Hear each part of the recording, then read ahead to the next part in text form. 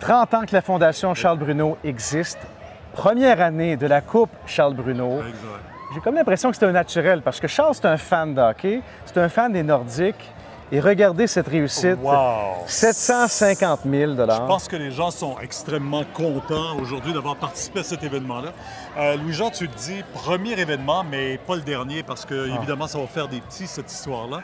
Et ça rappelle surtout l'importance de l'implication des gens. On veut bien que les choses avancent au niveau de la recherche, mais nous, Charles Bruno, tout seul, comme ça, on peut pas faire avancer les choses si on n'a pas la collaboration, la contribution. Puis IGA en fait la démonstration. Là. Au stade IGA, plus de 300 participants, c'est 27 équipes. C'est une réussite absolument extraordinaire. L'énergie sur le site aujourd'hui, c'était magique, mais je retiens ce que vous dites, sans les gens et sans le bouche à oreille et tout ça, ça n'existe pas. C'est impossible d'avancer. Et c'est ce qu'on a vu. Ceux qui sont venus aujourd'hui ont été drôlement motivés aussi par les enfants. Nos enfants héros, ils sont là. Ils ont vécu la maladie, ils la vivent encore.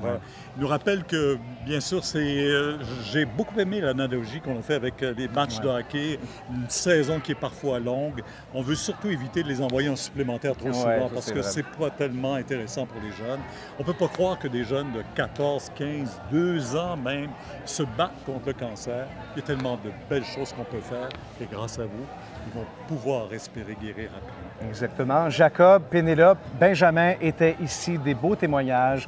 Merci infiniment et on se revoit déjà pour un prochain événement prochainement. Au revoir. Je m'appelle Ariane Martineau et j'ai la leucémie lymphoblastique aiguë. L'année passée, je suis rentrée à l'urgence parce que j'avais vraiment mal au genou. Puis avec les prises de sang, ils ont vu que je faisais vraiment beaucoup d'anémie. J'allais pas bien. J'allais vraiment pas bien.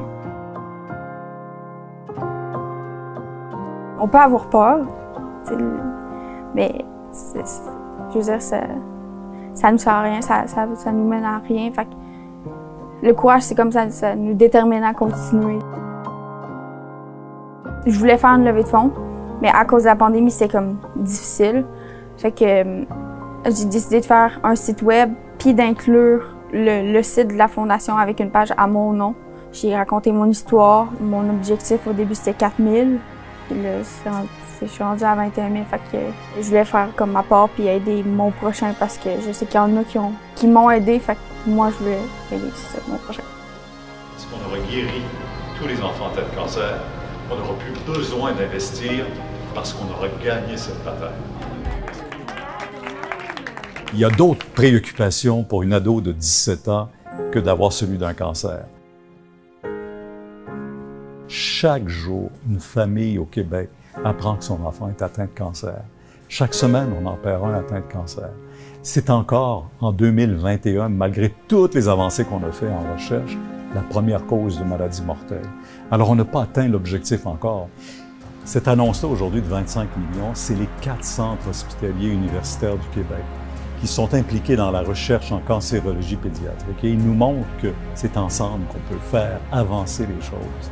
Alors, ce 25 millions-là, qui va se décliner dans les 4 centres pour des équipes ici à Québec, à Sherbrooke, au Children et aussi à Sainte-Justine, va permettre d'explorer beaucoup de niveaux de recherche qui vont faire que, en bout de ligne, c'est les familles, c'est l'enfant qui vont en profiter. Les avancées sont là, c'est important. Je pense qu'on vient de faire une démonstration supplémentaire qu'en amenant tout le monde à travailler ensemble, on va pouvoir aller encore plus loin.